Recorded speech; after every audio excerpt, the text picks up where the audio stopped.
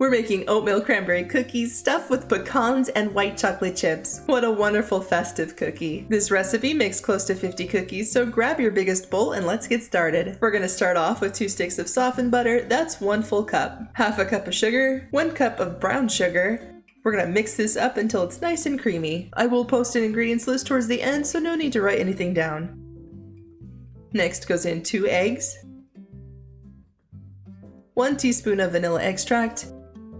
Mix those in real quick. I will also have everything posted down in the description box below. Once your dough looks similar to this, add in 1 teaspoon of baking soda, 1 teaspoon of ground cinnamon, half a teaspoon of salt, and 1.5 cups of all-purpose flour.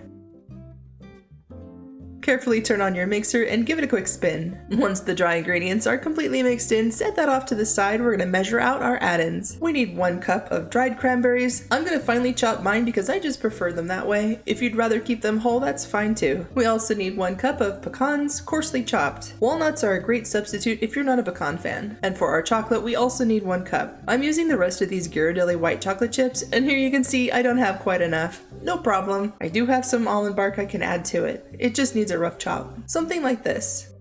Easy fix. And don't worry, I didn't forget the oatmeal. I prefer to mix the yummies in first before it gets too difficult to add in anything extra.